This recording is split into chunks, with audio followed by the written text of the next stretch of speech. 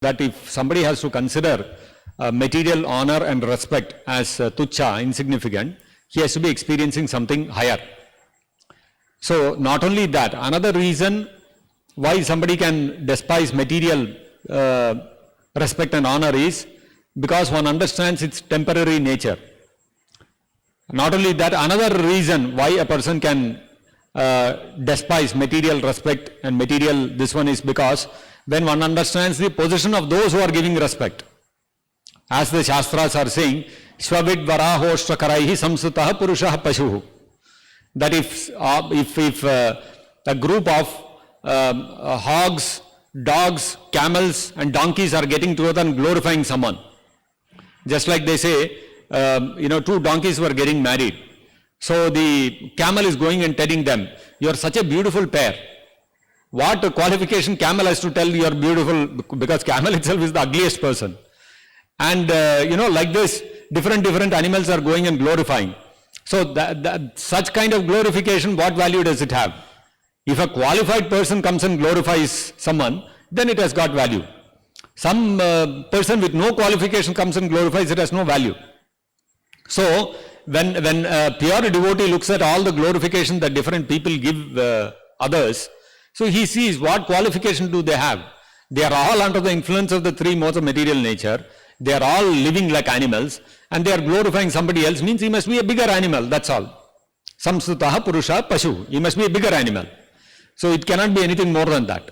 So when a person is in knowledge of the true position of things, he does not, so a person who is really in jnana, even a jnana yogi, forget about a bhakti yogi, even a jnana yogi pays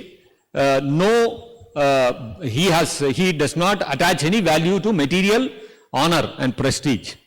So a true impersonalist, a true jnani also does not pay any heed to material respect. So the being situated on the spiritual platform, understanding that I am not the body, I am spirit soul, is another reason why a person can not have any, he does not pay any value to material respect, because he understands that all this respect that these people are giving are for this body. And this body is material and it is temporary. Tomorrow I will give up this body and I will be born somewhere else. Then what will happen? These people will they continue, they will come and meet me and tell me, in your last janma you are so and so person, so we want to continue glorifying you. No, that glorification that the people were giving me is finished with my past birth. So now I am born, now I have to again start from zero. If I have to again get that kind of glorification, again I have to do all that hard work and earn that respect.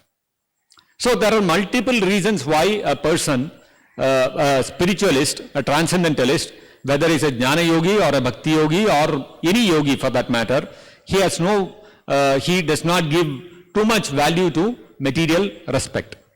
And as far as a devotee is concerned, he understands that actually I am very, very insignificant. I am a very insignificant servant of Krishna. And Krishna is the only person who is worthy of glorification. So people in this material world, why do they value glorification? Because it is pleasing to them. When somebody comes and tells us, oh Prabhu, you are such a nice devotee, you are singing so nicely, you are giving such nice class, such wonderful class you gave, and what verses you are quoting, our heart becomes so filled with joy.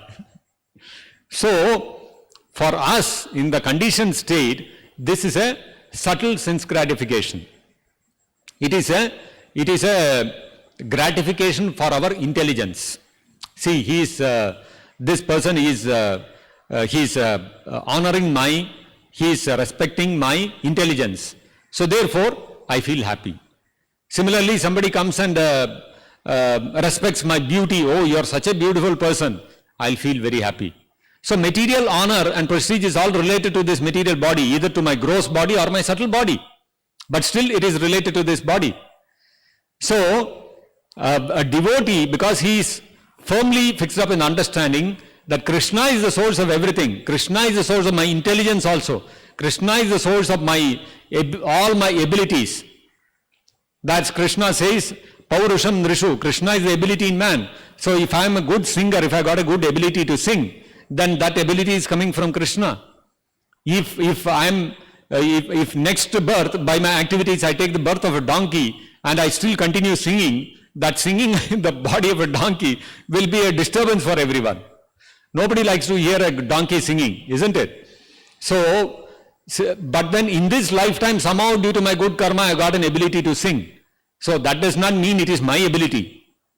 So that ability has been given to me for a short period of time. After some time, it can be taken away also, because it doesn't belong to me. So to whom does it belong? It belongs to Krishna. So if at all anybody has to be glorified, my ability to preach, my ability to quote some verses, my ability to give a good class, my ability to do nice kirtan, my ability to cook nicely, my ability to, we have multiple kinds of abilities we can possess. But all these abilities are stemming from Krishna. Krishna is the source of all my abilities. A devotee is firmly fixed in this position, and therefore if somebody glorifies him, he doesn't pay much attention to it. He says, actually, all glorification should be offered to Krishna. Just like we say, all food that we eat should be offered to Krishna first. If somebody offers us food, we are not interested in eating. We say, no, first it has to be offered to Krishna. So similarly, all the honor and respect that somebody gives us is eaten by our false ego. So therefore, if somebody offers respect and honor to us, we don't accept. We say, no. This is all Prabhupada's and Krishna's kripa. All this is due to Prabhupada and Krishna. So therefore, a devotee, because he knows his insignificant position, because he knows Krishna is the only person who is worthy of glorification and respect, therefore, he is not affected by material glorification and respect and honor. So in his heart, he knows all this is, these people are respecting me, honoring me because I am a devotee of Krishna. If tomorrow I wipe off my tilak, change this dress, wear pant and shirt and wear hair and go in front of the same person, that person will not even open the door for me. He will say, courier, please go to the next door. So, but at the moment he sees us with Vaishnav tilak, kantimala, this dress of a sadhu, then immediately the person will invite us, make us sit, he will offer us respects in various ways. So actually that respect is not for us. So as long as we understand this, as long as we understand our true position and we don't feed our false ego with all the material honor and respect, we will not be attached to that.